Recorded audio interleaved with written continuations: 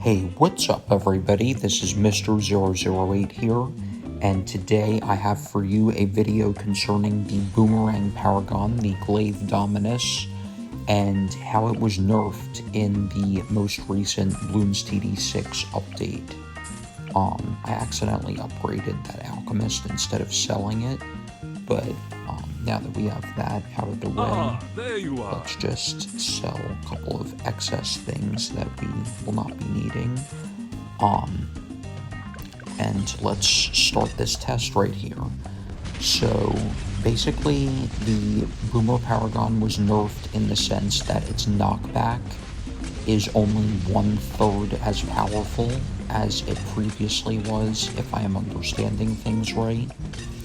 But it's still otherwise pretty strong, so I am glad to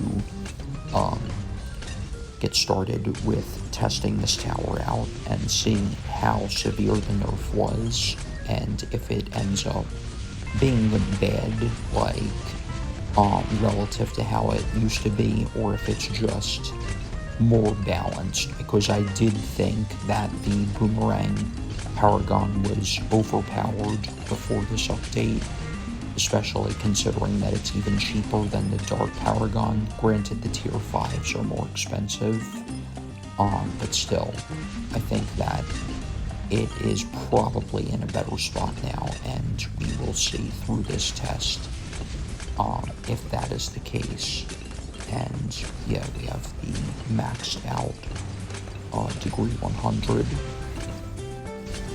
We are going to see, and next round will be a good test for single target damage, because we have the fortified bad balloon, and we will see at that point how things go.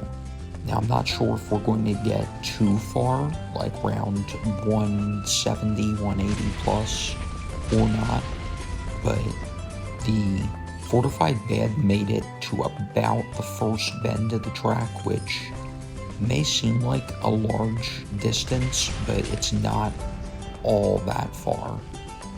Granted, I do think that we will not lose to a bad balloon or just the hit points or anything like that. I don't think that single target damage will be our issue. I think it will be DDTs just zooming straight on through the track. And as far as when that will be, I don't know, but time will tell. But I predict that DDTs will be what ends our run here. So, while I do have a permaspike at the back of the track, I do, like, that's mainly just for, like, while I don't need it, I just want to keep it there just because it's not, like, necessary for this test, and we may lose to something minor or something that would not be, like, we might lose to, like, a couple ceramics or something if not for our extra lives or our permaspike, I guess is what I'm trying to say. Like, if we were to pop a DDT right at the end, and for some reason next Glaive did not hit them before they exited the track, something like that. But with the permaspike and all of that, we should not have to worry about that. So, something I want to get to in this video is basically talking also about the Wizard Paragon and some things that I would like to say about that tower in this update. And the first of those things is that I like the way that the Wizard Paragon is designed, and I think that it's definitely unique, and it is micro-intensive, which I like, not because I like micro in particular, but I like that it's micro-intensive on the basis that it's not just you put it there and you sit back, because that is what I'm doing right now with the Boomerang Paragon, is just sitting back and watching things play out. But With the wizard, it's not like that. Same thing with the monkey ace, obviously. But the wizard paragon is not more micro-intensive per se than the ace, but it is definitely more strategic, and that's because it has 2 active abilities instead of 1, and I think that that makes it pretty interesting. So we will see how that plays out, and I am eager to put out some more Wizard Paragon videos in the near future as well.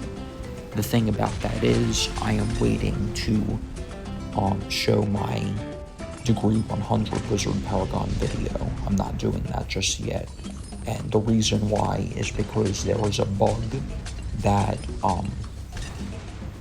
so I put out a video earlier, or yesterday, depending on when I upload this, but I put out a recent video that was about 3 minutes long and said, basically, here's why I can't get the Degree 100 Wizard Paragon, and that was relating to a bug that made the game crash when I tried to get it. But it turns out that that bug only applied to Degree 99, not to Degree 100, because when I put down a couple more Paragon Power Totems, the game did not crash. So I ended up being able to get Degree 100. That being said, it's not a true Degree 100. Now, you may be wondering what I mean by that, but the reason that that Wizard Paragon is not a true Degree 100 is because the Phoenix shoots its fireballs slowly. It shoots them as if the Phoenix itself was spawned by a Degree 1 Wizard Paragon, not a Degree 100. And that's a bug that, until Ninja Kiwi fixes it, I'm not going to put out that video, because I want my tests to be accurate, and in order for the tests to be accurate, the bug has to be fixed first. Now, speaking of bugs, that reminds me of another bug which relates to the bottom path beast handler, which was not fixed in this update, but according to some people who I've talked to about that, that's not even a bug. Now, the thing I'm referring to, the quote-unquote bug in question, is the one that makes it so that if any bird spawned by a beast handler pops a bloon that normally spawns into multiple children, it instantly pops all but one of those children. So, for example, a rainbow bloon will pop into a black bloon, not 2 blacks and 2 whites.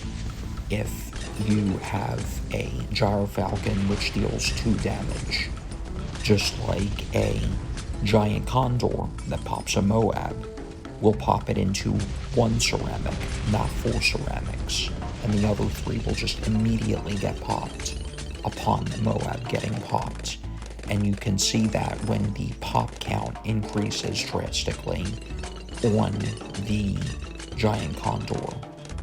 And so yeah, that is something that is interesting in terms of why Ninja Kiwi is choosing to keep that as it is, unless there is something that they want to change, but they just have not been able to figure out how to patch it yet.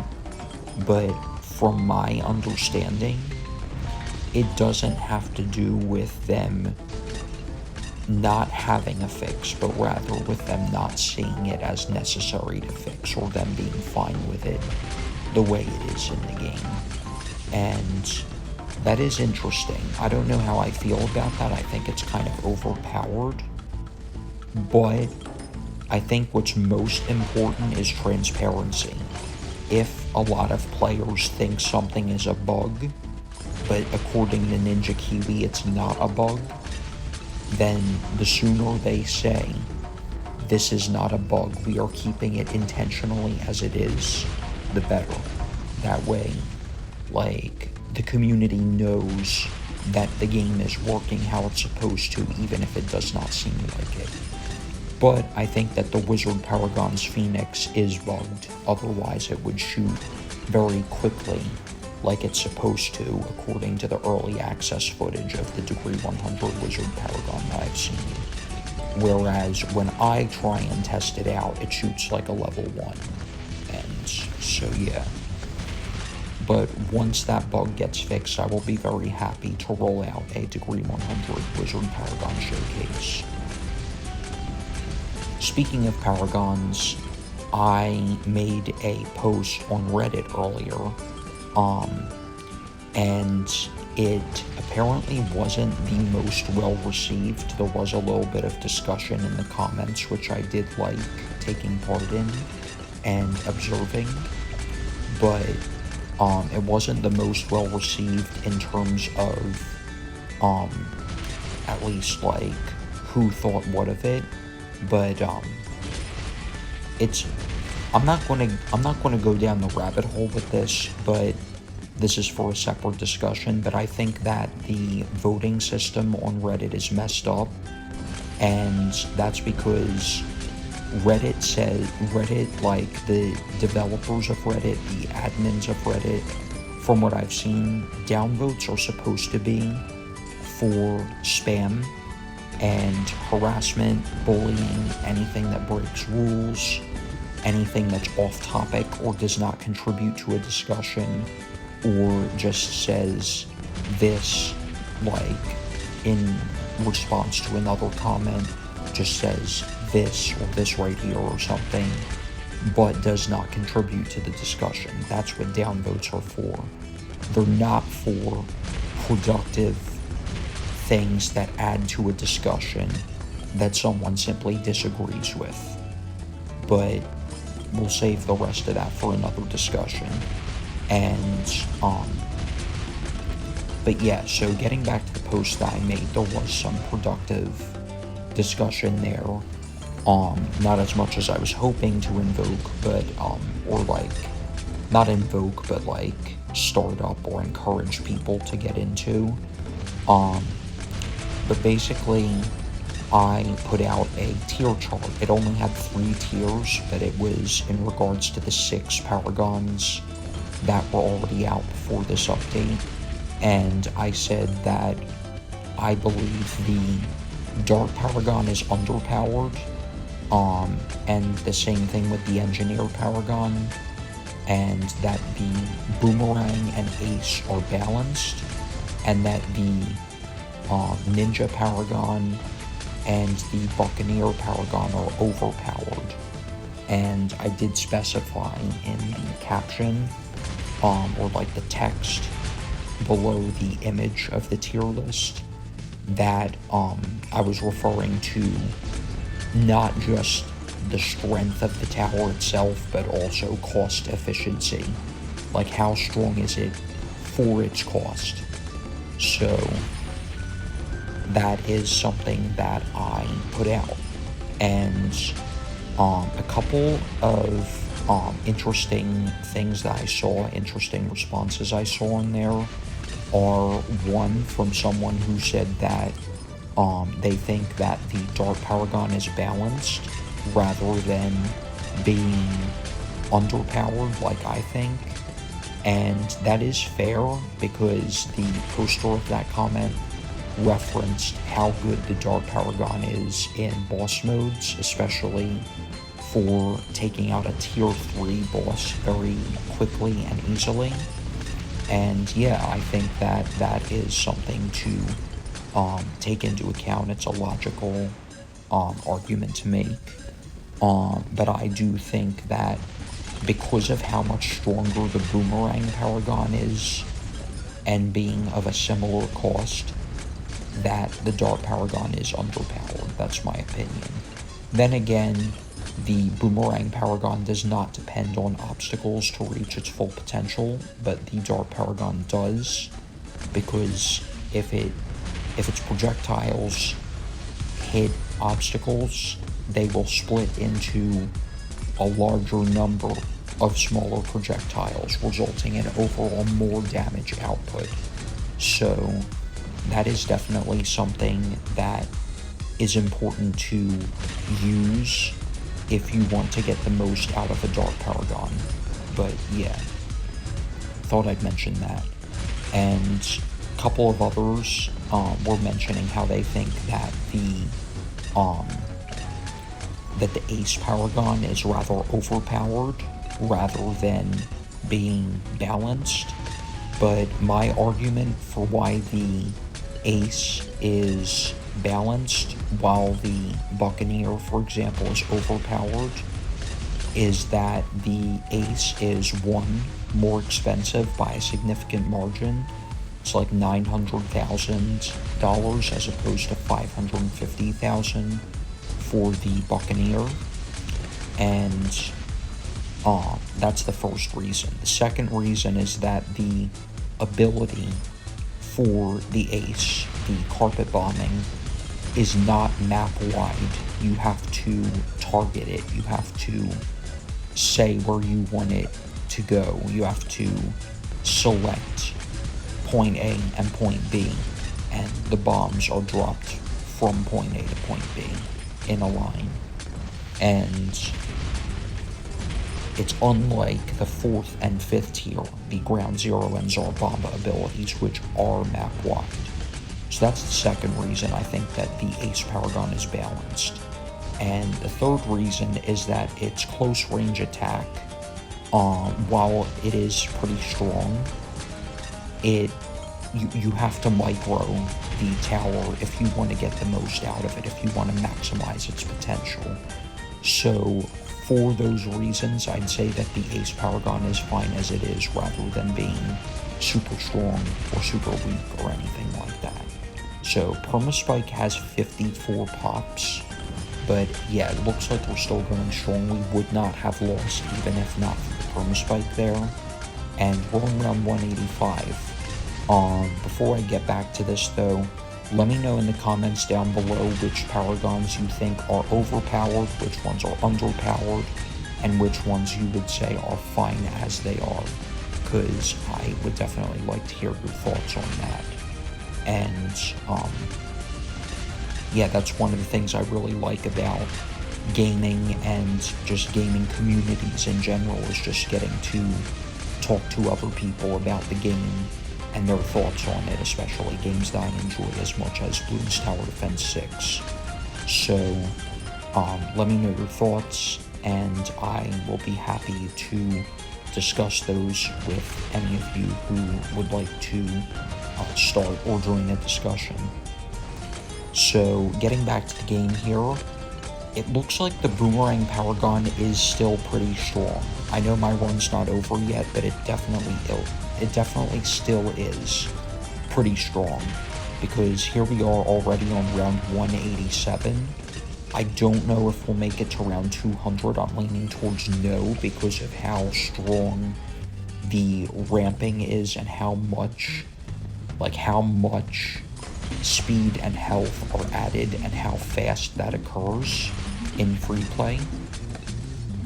But yeah, that is something that is interesting to take note of. And yeah, we're almost around 190, and I would say that we are looking pretty good so far. So I also wanted to mention that I still have not figured out the most effective way to use the Wizard Paragon, and I think that the reason for that is because you don't just want to put it straight in the center of the map, because when you put it straight in the center of the map, you will have your mana getting consumed very, very quickly when there are lots of balloons nearby. And in the Phoenix mode, the Wizard Paragon's mana can get consumed faster even than when it's in its Super Dragon's Breath mode that consumes 5,000 mana per second, that active ability. And I don't know why that is, but what I do know is that you have to use its abilities for maximum potential, and you also have to choose when you want it to be on Phoenix mode and when you want it to be on the weaker beam mode, but recharge its mana. Because that is pretty important to get the fullest potential out of it. And it is something that definitely is going to influence how strong the tower will be. So we do have several thousand pops now on our permaspike, but yeah, we got like 4,000 more at the end there, so we would have lost. I'll say we would have lost on round 191 if not for the permaspike and not for the extra lives from the farms. But I would still like to see, with that little bit of support, how far we will go. Now, we may lose on this round, considering how far these bad balloons are getting. And yeah, there are 2 bad balloons right near the exit there. And now there are 4 ZOMGs. And yeah, that's where we are going to end up losing here. So 191 without the permaspike, 192 with the permaspike, and we got close to 250 million pops there. So yeah, not bad. And round 192 is our official end to this run. So that's going to wrap it up for today's video, you guys. Thank you all for watching. I hope you've enjoyed. If you did enjoy this video, make sure to leave a like and subscribe for more interesting content. And I'd say this tower is still pretty strong. Is it overpowered? I don't know. But I would definitely say that it is more balanced, because had it not been nerfed, we still probably would have won round 192. We probably would have beaten it and gone on even farther. But once again, let me know your thoughts in the comments down below. I know I keep saying that, but I really like discussing things in my favorite games, and this is one of my favorite games. So, once again, thank you all for watching, and I'll talk to you all again in the next video. Peace out.